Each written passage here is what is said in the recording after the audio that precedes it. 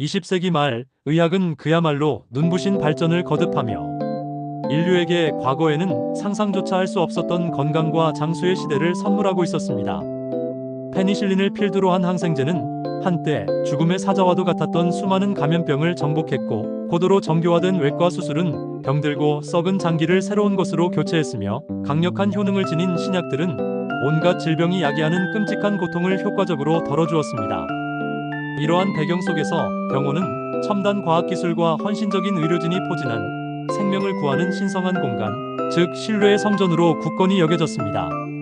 환자들은 하얀 가운을 입은 의사를 거의 절대적으로 신뢰했으며, 그들의 지식과 판단에 자신의 생명을 온전히 맡겼습니다. 의료 과정에서 발생하는 불행한 결과는 대부분 피할 수 없는 질병의 자연스러운 과정이거나 최선의 노력에도 불구하고 발생하는 불가항력적인 합병증 탓으로 여겨졌습니다.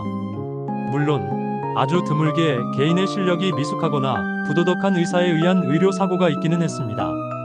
하지만 그것은 어디까지나 극소수 개인의 일탈일 뿐, 의료 시스템 전체의 우수함과 완벽함에 대한 사회적 믿음은 결코 흔들리지 않았습니다. 그러나 1999년 11월 29일 이 견고하고 낙관적인 믿음의 성전을 그 뿌리부터 송두리째 뒤흔드는 거대한 지진이 발생했습니다. 미국 최고의 의료 학술기관이자 정책 자문기구인 의학연구소, 즉 IOM이 한 편의 보고서를 세상에 공개한 것입니다. 그 보고서의 제목은 사람은 누구나 실수를 한다, 더 안전한 보건의료 시스템 구축을 위하여, 영어 원제는 To Error is Human Building a Safer Health System이었습니다. 이 보고서가 담고 있는 내용은 미국 사회 전체를 깊은 충격과 경악, 그리고 당혹감에 빠뜨렸습니다. 보고서는 차분하지만 단호하고 명료한 목소리로 미국에서 매년 교통사고나 유방암 혹은 에이즈로 사망하는 사람보다 훨씬 더 많은 사람이 병원 안에서 생명을 구하기 위해 찾아간 바로 그 장소에서 죽어가고 있다고 고발했습니다. 비교를 위해 제시된 당시의 연간 사망자 수는 교통사고가 약 43,000명, 유방암이 약 42,000명, 그리고 에이즈가 약 16,000명이었습니다. 그런데 병원 안에서 발생한 사망의 원인은 바로 예방 가능한 의료 과실이었으며, 그 희생자의 숫자는 연간 최소 44,000명에서 최대 98,000명에 달한다는 것이었습니다. 이는 매일같이 보잉 747 점보 여객기가 한 대씩 추락하여 탑승객 전원이 사망하는 것과 같은 규모의 조용하지만 끔찍한 재앙이었습니다. 이 보고서는 단순한 통계 자료의 발표가 아니었습니다. 그것은 미국 의료계가 스스로의 가장 아픈 치부를 세상 앞에 드러낸 통렬한 자기 고백이었으며, 환자 안전에 대한 기존의 모든 낡은 패러다임을 전복시키는 조용한 혁명의 선언문이었습니다. IOM 보고서가 제시한 최대 98,000명 사망이라는 충격적인 숫자는 결코 허공에서 나온 것이 아니었습니다. 그것은 1980년대와 90년대에 걸쳐 하버드 대학을 중심으로 수행된 두 개의 매우 중요하고 신뢰도 높은 대규모 연구 결과를 종합하고 이를 전국 단위로 확대하여 매우 신중하게 추산한 결과물이었습니다. 그 연구들은 바로 하버드 의료 실행 연구와 이후 유타 및 콜로라도에서 진행된 후속 연구였습니다. 1991년에 처음 발표된 하버드 의료 실행 연구는 뉴욕주에 위치한 51개의 병원에서 퇴원한 환자 3만여 명의 방대한 진료 기록을 숙련된 의사와 간호사들이 직접 정밀하게 검토하는 방식으로 진행되었습니다. 연구진은 이들 중 약 3.7%에 해당하는 환자에게서 입원 기간 중 의료 유해 사건이 발생했음을 발견했습니다. 유해 사건이란 진단이나 치료 등 의료 행위로 인해 환자에게 의도치 않은 신체적, 정신적 손상이 발생한 모든 경우를 의미합니다. 더욱 충격적인 사실은 이 유해 사건의 약 28%가 의료진의 과실, 즉 당시의 의학적 지식 수준에서 충분히 피할 수 있었던 실수에 의한 것이었고, 그 과실로 인한 유해 사건 중 약 2%가 결국 환자의 사망이라는 비극적인 결과로 이어졌다는 점입니다. IOM은 이 연구에서 도출된 비율을 당시 미국 전역의 연간 총 입원 환자 수에 대입하여 전국적인 수치를 추산했습니다. 그 결과 예방 가능한 의료 과실로 인해 매년 최소 44,000명이 사망하고 있다는 결론에 도달했습니다. 이후 유타와 콜로라도에서 시행된 유사한 방법론의 연구는 하버드 연구에서 나타난 것보다 더 높은 과실률 및 사망률을 보여주었고, 이를 바탕으로 추산한 최대 사망자 수가 바로 연간 98,000명이었던 것입니다. 보고서는 이 숫자조차도 병원 내에서 발생한 사례만을 포함한 것이므로 외래, 진료나 장기 요양원, 가정간호 등에서 발생하는 과실까지 모두 포함한다면 실제 희생자의 숫자는 훨씬 더 클 수 있다는 무서운 경고를 덧붙였습니다. 이 숫자는 미국 사회 전체에 근본적인 질문을 던졌습니다. 어떻게 세계 최고 수준의 의료기술과 인력을 자랑하는 시스템 안에서 매년 이렇게나 많은 사람들이 소리 없이 죽어가고 있었는가? 그리고 이 끔찍한 비극의 책임은 과연 누구에게 있는 것인가? To Error is Human 보고서가 가지는 가장 위대하고 혁명적인 지점은 이 끔찍한 문제의 원인을 특정 개인의 탓으로 돌리지 않았다는 점에 있습니다. 전통적으로 의료 사고가 발생하면 병원과 사회, 그리고 언론은 그 책임을 특정 의사나 간호사의 부주의, 무능, 혹은 부도덕과 같은 개인적 결함에서 찾으려고 했습니다. 이는 나쁜 사과 이론이라 불리는 접근법으로 썩은 사과 몇 개를 찾아내 상자에서 버리면 나머지 사과들은 안전할 것이라는 믿음, 즉 문제가 있는 개인을 찾아내 처벌하고 시스템에서 제거하면 모든 것이 해결될 것이라는 단순한 믿음에 기반합니다. 이러한 비난과 수치심의 문화 속에서 대다수의 선량한 의료진들은 자신의 실수를 인정하거나 동료의 실수를 보고하는 것을 극도로 두려워했습니다. 실수는 곧 개인의 무능과 실패를 의미했고, 이는 동료들의 비난과 따돌림, 병원의 징계, 환자와 가족의 법적 소송, 그리고 최악의 경우 면허 박탈로 이어질 수 있었기 때문입니다. 그 결과 수많은 실수들과 실수가 될 뻔했던 아찔한 순간들은 보고되지 않은 채 개인의 경험 속에 깊이 숨겨졌고, 시스템은 그 귀중한 학습의 기회를 놓친 채 똑같은 유형의 오류를 반복하고 또 반복했습니다. 보고서는 이러한 개인 중심 접근법이 문제 해결에 전혀 도움이 되지 않으며 근본적으로 잘못되었다고 단호하게 선언했습니다. 보고서의 핵심 메시지는 바로 이것이었습니다. 문제의 본질은 나쁜 사람이 아니라 나쁜 시스템이다. 인간은 누구나 실수를 할 수밖에 없는 불완전한 존재이며, 진짜 문제는 그 실수가 환자에게 치명적인 해를 끼치지 않도록 여러 단계에서 막아주는 안전장치가 시스템에 부재하다는 점이다. 보고서는 항공산업의 안전 시스템을 의료계가 배워야 할 모범 사례로 제시했습니다. 항공산업에서는 조종사 한 명의 실수가 곧바로 수백 명의 목숨을 앗아가는 대형 참사로 이어질 수 있습니다. 그렇기에 항공산업은 한 사람이 실수를 하더라도 부조종사나 관제탑 혹은 자동화된 경고 시스템이 그것을 즉시 발견하고 바로잡을 수 있는 여러 겹의 촘촘한 안전장치를 마련해 놓았습니다. 체크리스트를 활용한 반복 확인이나 조종사들 간의 표준화된 의사소통 절차 같은 것들이 그 예입니다. 실수가 발생하면 특정 개인을 비난하고 처벌하기보다 실수가 발생한 근본적인 원인을 시스템 차원에서 철저히 분석하여 똑같은 실수가 재발하지 않도록 시스템 자체를 개선하는 데 모든 초점을 맞춥니다.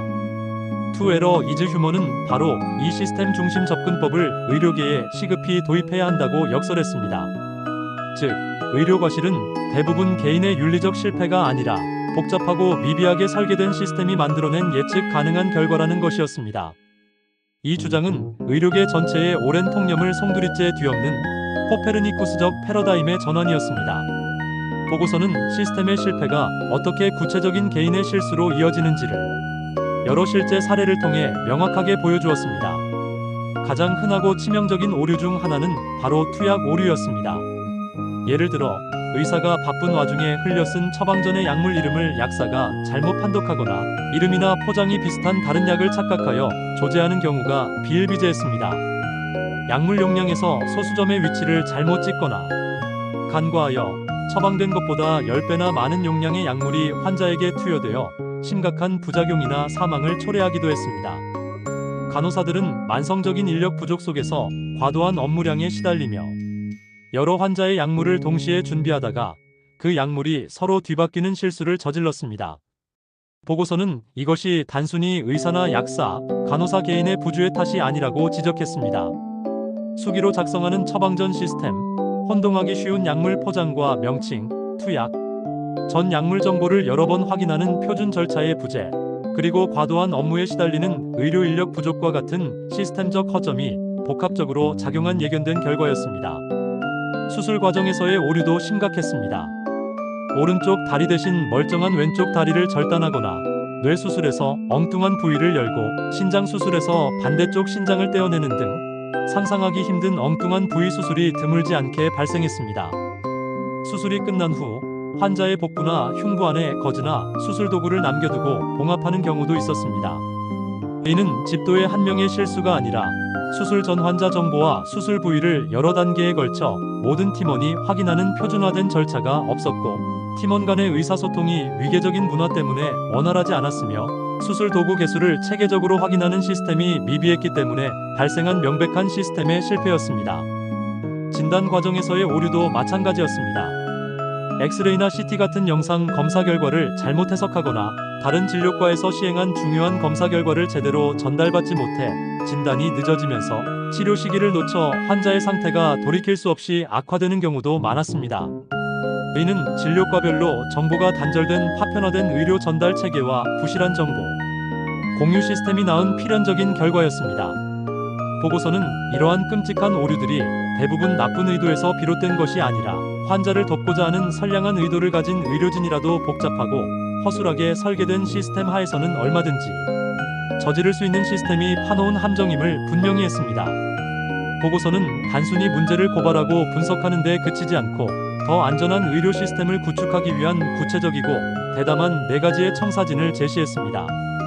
첫째, 환자 안전 문제 해결을 위한 국가적 리더십 확립입니다. 보고서는 환자 안전을 국가적 최우선 순위로 설정하고 이를 총괄하고 연구하며 정책을 개발할 환자 안전센터를 연방정부 내에 설립할 것을 강력하게 제안했습니다. 둘째, 오류보고 시스템의 의무화 및 자발적 확대입니다. 사망이나 심각한 상해를 초래한 중대한 의료과실은 주정부 차원의 의무보고 시스템에 반드시 보고하도록 법제화할 것을 촉구했습니다. 이와 동시에 비록 환자에게 해를 끼치지는 않았지만 실수가 발생할 뻔했던 근접 오류 사례들을 익명으로 자유롭게 보고할 수 있는 자발적 보고 시스템을 전국적으로 활성화할 것을 제안했습니다. 이 시스템의 성공을 위한 핵심은 바로 비징벌적 원칙이었습니다. 즉, 실수를 정직하게 보고했다는 이유로 개인에게 불이익을 주지 않고 오직 그 실수를 시스템 개선을 위한 귀중한 학습의 기회로 삼아야 한다는 것이었습니다. 셋째, 의료의 질과 안전에 대한 표준의 확립 및 강화입니다. JCHO, 즉 현재의 더 조인트 커미션과 같은 의료기관 인증기구들이 환자 안전에 대한 구체적인 표준들을 개발하고 이를 병원 인증의 핵심 기준으로 삼아 병원들의 자발적인 개선 노력을 유도하도록 요구했습니다. 넷째, 개별 의료기관 내에서의 안전 문화 정착입니다. 보고서는 궁극적으로 각각의 병원과 클리닉 내에 안전 문화를 구축하는 것이 가장 중요하다고 강조했습니다. 이는 기관의 리더십이 환자 안전을 최우선 경영 가치로 공개적으로 선언하고 모든 직원이 잠재적인 위험 요소를 발견하고 개선을 요구하는 목소리를 내는 것을 두려워하지 않으며 발생한 실수를 개인의 실패로 치부하지 않고 시스템을 개선할 수 있는 소중한 배움의 기회로 여기는 조직 문화를 의미했습니다. 투 에러 이즈 휴먼 보고서의 파장은 즉각적이고 거대했습니다. 주요 언론들은 연일 일면 머리 기사로 이 충격적인 사실을 보도했고 의회에서는 긴급 청문회가 열렸으며 당시 대통령이었던 빌 클린턴은 모든 연방 기관에 보고서의 권고안을 실행할 구체적인 계획을 수립하라고 직접 지시했습니다. 불과 며칠 만에 환자 안전은 미국 사회의 가장 뜨겁고 시급한 화두로 떠올랐습니다. 이 보고서는 미국을 넘어 전 세계적인 환자 안전 운동을 촉발시키는 결정적인 기폭제가 되었습니다.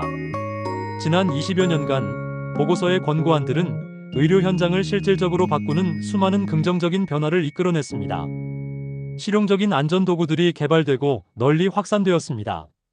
하버드 의과대학의 외과의사이자 저술가인 아툴 가완디가 세계보건기구, 즉 WHO와 함께 개발한 수술 안전 체크리스트가 그 대표적인 예입니다. 수술 전, 중, 후에 확인해야 할 간단한 항목들로 구성된 이 체크리스트는 전 세계 수많은 병원에서 수술 후 합병증과 사망률을 획기적으로 낮추는 놀라운 성과를 보여주었습니다. 기술을 통한 촘촘한 안전망도 구축되었습니다. 의사의 악필로 인한 투약 오류를 원천적으로 차단하기 위해 처방을 전산으로 입력하는 의사 처방 입력 시스템, 즉 CPOE와 약물 투여 전 환자와 약물의 바코드를 스캔하여 오류를 막는 바코드 투약 관리 시스템, 즉 BCMA가 널리 보급되었습니다. 소통과 팀워크의 중요성도 강조되었습니다. 상황, 배경, 평가, 제안의 순서로 의료진 간의 정보를 교환하는 SBAR과 같은 표준화된 의사소통 도구가 도입되었습니다. 투명성도 크게 강화되어 많은 의료기관들이 감염률, 재입원율 등 다양한 환자 안전 지표를 대중에게 공개하기 시작했습니다. To Err is Human 보고서는 미국 의료계가 스스로의 심장을 향해 겨눈 날카로운 메스와도 같았습니다. 그 고백의 과정은 매우 고통스러웠고 한동안 의료계에 대한 대중의 신뢰에 큰 상처를 남기기도 했습니다. 그러나 그 용기 있는 자기 성찰이 없었다면 환자 안전이라는 중요한 개념은 여전히 소수의 선구자들에게만 머무는 변방의 주제였을 것입니다. 보고서는 의료 과실의 책임을 무조건 개인에게 전가하던 비생산적인 비난의 문화를 종식시키고 복잡한 시스템의 허점을 찾아 함께 개선하려는 건설적인 안전의 문화로 나아가는 거대한 물꼬를 텄습니다. 보고서가 폭로한 9만 8천 명의 비극적인 죽음은 결코 헛되지 않았습니다. 그들의 조용한 희생은 전 세계의 의료 시스템을 더 안전하고 더 투명하며 더 인간적인 방향으로 이끄는 거대한 혁명의 시작을 알렸습니다. 물론 20여 년이 지난 오늘날에도 의료 과실은 여전히 발생하고 있으며 환자 안전은 완성된 목표가 아니라 끊임없이 추구해야 할 영원한 여정입니다. 사람은 누구나 실수를 한다는 겸허한 명제는 앞으로도 변치 않을 것입니다. 그러나 이제 우리는 그 실수가 환자에게 해를 끼치기 전에 막아낼 수 있는 더 나은 시스템과 문화를 가지고 있습니다.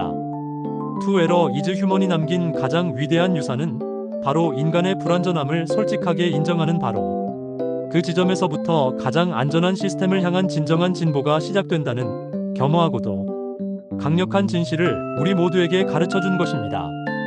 본 콘텐츠는 일반적인 건강 정보이며 전문적인 의학적 조언이나 진료를 대체할 수 없습니다. 건강에 문제가 있을 경우 반드시 의사 등 의료 전문가와 상담하시기 바랍니다. 제공된 정보의 활용에 대한 모든 책임은 전적으로 사용자 본인에게 있습니다.